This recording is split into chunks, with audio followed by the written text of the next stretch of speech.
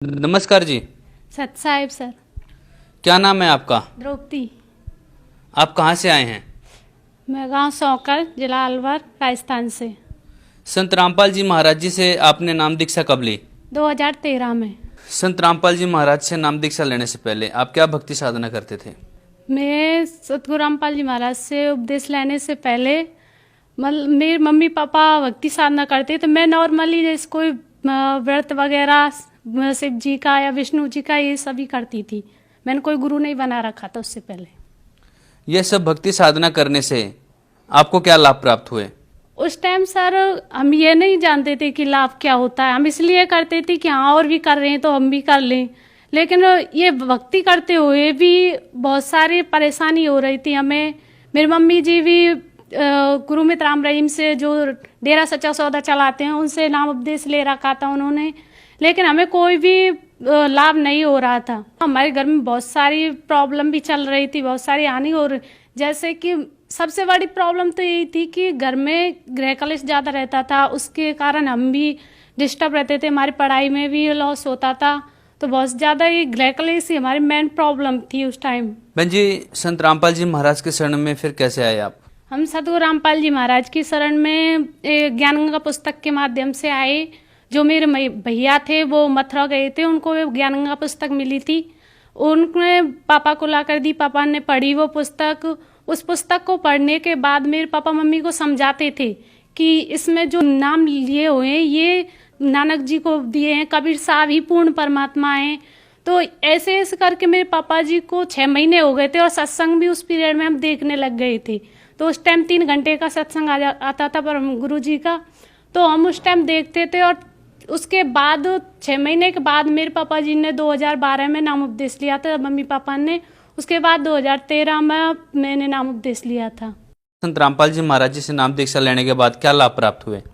Sir, सतगुरु रामपाल जी महाराज से नाम उपदेश लेने के बाद हमें ढेरों लाभ हुए, बहुत सारे लाभ हुए। मैं आपको गिना नहीं सकती इतने लाभ हुए, लेकिन मैं आपको मेन लाभ बताऊंगी कि सतगुरु रामपाल जी महाराज से नाम उपदेश लेने से सबसे बड़ा लाभ तो मुझे ये हुआ कि जो परमात्मा कौन है इस चीज की जानकारी हुई, आध्यात्मिक ज्ञान हुआ।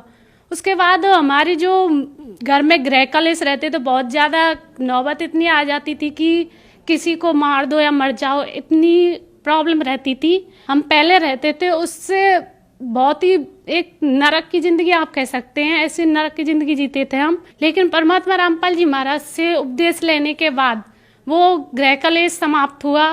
दूसरी मेरी दादी थी जो तम्बाकू पीती थी, तो सतगुरु रामपाल जी महाराज से उन्हें उपदेश नहीं लिया था, उससे पहले ही वो तम्बाकू सेवन बंद कर दिया था सिर्फ सत्संग सुनने से। उसके बाद मेरा छोटा भाई है, उसके पेट दर्द होता था बहुत ज़्यादा, तो उसने जब नाम उपदेश लिया तो उसका पेट दर्द भी खत्म हो गया। और सर, मुझे भी 2013 की बात है, जब मैं 12वीं में पढ़ती थी उस टाइम मेरे को थायराइड हो गया था। ये एक्चुअल मैं उस टाइम क्लास में ही थी, तो मेरी मैम ने बताया था उस टाइम कि आपको थायराइड हो सकता है। तो हमने उस चीज़ का चेकअप कराया खेड़ली में ही, लेकिन खेड़ली में डॉक्टर ने बोला कि आप इसे जयपुर ले जाइए। मेरे भाई था और हम दोनों थे, तो उन्होंने कहा था कि आप जयपुर में जाइए, जयपुर में आप इसका ट्रीटमेंट कराइए। हम जयपुर गए। जयपुर में जाने के बाद मासेकंड वो SMS हॉस्पिटल है, उसमें डॉक्टर मिश्रा बैठते हैं, तो उनसे हमने अपॉइंटमेंट लिया। उनसे कई बार हमने चेक कराया। उसके बाद मेरा थायराइड निकला, तो डॉक्टर ने ये बोला था, इस प्रक्रिया में करीबन 4-5 महीने लग गए थे, क्योंकि हमें जब वो बोलते थे तभी हमें जाना पड़ता था जयपुर, और 1-2 दिन भी लग जाता था वहाँ पर। तो उसके बाद डॉक्टर ने बोला था कि उस इतनी बड़ी शीशी थी, उसमें कम से कम 150 गोली थी। उन्होंने कहा था कि आपको ये सुबह गोली लेनी है, और वो भी भूखे पेट, या तो ये जिंदगी भर लीजिए, नहीं तो ऑपरेशन कराना है। मैं हॉस्पिटल के नाम से बहुत दूर भागती थी, तो इसलिए तब तक मेरे पापा और मम्मी ने नाम उपदेश ले लिया था 2012 में, और ये प्रॉब्लम मुझे 2013 में हुई। तो उसके बाद मैंने गुरुजी सतगुरु रामपाल जी महाराज से नाम उपदेश लिया। नाम उपदेश लेने के बाद मैंने सतगुरु रामपाल जी महाराज से जो नाम उपदेश दिया उन्होंने मैंने भक्ति की। उसके बाद मुझे थायराइड की प्रॉब्लम नहीं हुई, और परमात्मा की कृपा से अब मेरे थायराइड भी नहीं है। बहुत सारे ऐसे परमात्मा ने हमें हर जगह बहुत सारे लाभ हुए। सबसे बड़ी बात तो मैं ये कहूँगी कि मुझे सबसे ज़्यादा लाभ जो हम ये कहते थे कि परमात्मा कौन है। मैंने बहुत सारे से सुना था कि सभी कहते, चाहे वो हिंदू धर्म हो, मुस्लिम, सिख, ईसाई कोई भी हो, चाहे हमारे बड़े बुजुर्ग हो, वो कहते कि सबका मालिक एक है, परमात्मा एक है।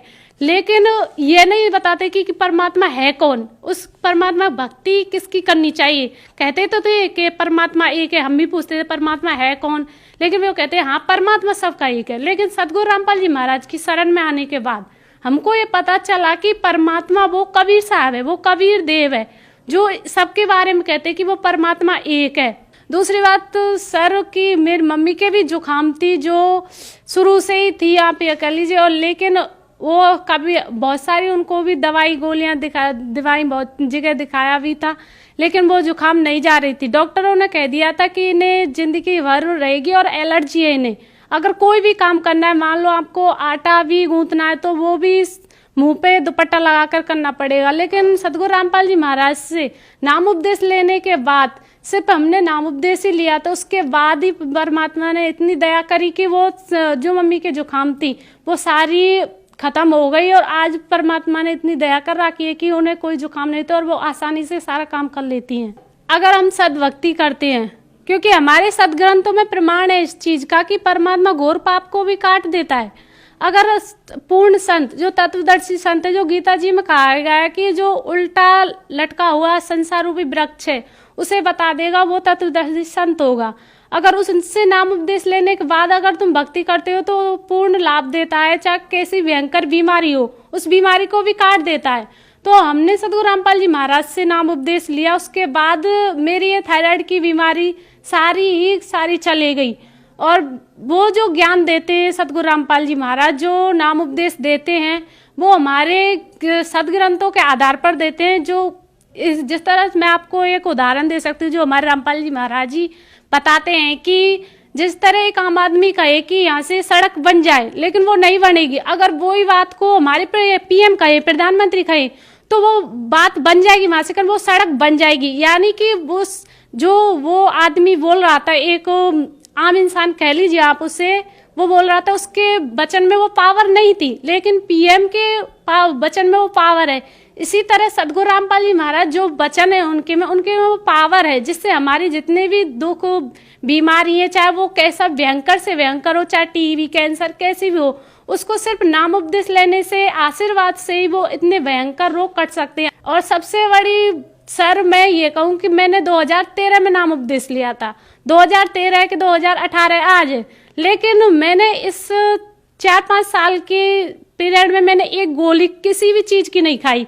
यहाँ तक कि बुखार जुकाम ये क्या चीज होती है, मुझे अभी तक इस चीज की एक गोली भी नहीं खाई। तो मुझे बहुत बड़े लाभ हुए सदगुरु रामपाल जी महाराज की शरण में आने के बाद।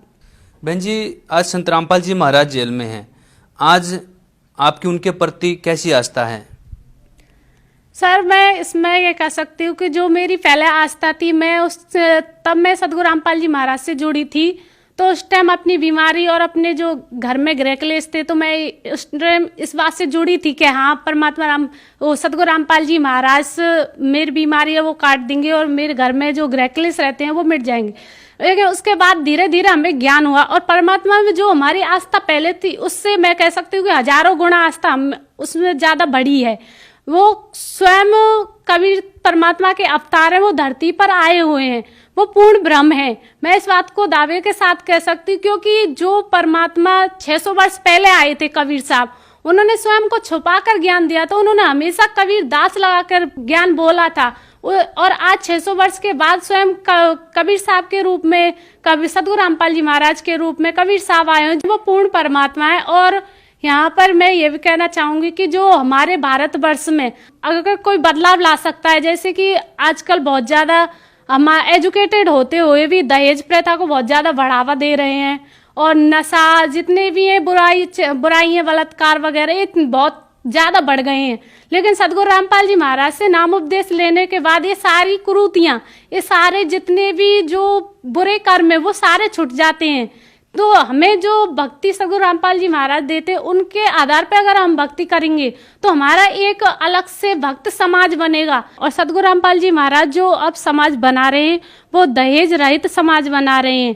बहन जी, आप भक्त समाज को क्या संदेश देना चाहेंगे? सर मैं भक्त समाज से निवेदन करना चाहूँगी, क्योंकि संदेश तो हमारे सतगुरु रामपाल जी महाराज देते हैं। मैं उनसे निवेदन करना चाहूँगी कि आज शिक्षित समाज है, वो अपने जो हमारे सदग्रंथ हैं उन्हें देखें, उनमें क्या लिखा है क्या नहीं लिखा है, उसके आधार पर उनके सत्संग सुने। मैं ये चैलेंज के साथ कहती हूँ कि अगर वो 1 महीने सतगुरु रामपाल जी महाराज का सत्संग सुन लें तो उनके बाद वो खुद प्रूव कर लेंगे कि क्या सही है और क्या गलत है। उनको ये समझ में आ जाएगा कि जो हम आज तक कर रहे हैं वो गलत है न कि सही, क्योंकि हमारे शास्त्रों में कहीं भी इस चीज़ का प्रमाण ही नहीं है। जो हम मंदिर या मस्जिद इन चीज़ों में जाते हैं या फिर हमारे जो भी कर रहे हैं वो सही नहीं है। तो सतगुरु रामपाल जी महाराज से नाम उपदेश लेके उनके पहले सत्संग सुने, सत्संग समझे, क्योंकि आज सभी शिक्षित हैं और सभी भाई बहन जितने भी हैं सभी नाम उपदेश लें। संत रामपाल जी महाराज जी से नाम दीक्षा कैसे ले सकते हैं? सतगुरु रामपाल जी महाराज का जो सत्संग आता है उस दौरान नीचे नंबर दिए होते हैं, उन नंबरों पर फ़ोन करके नामदान केंद्र की जानकारी ले सकते हैं और नाम दीक्षा प्राप्त कर सकते हैं। धन्यवाद जी।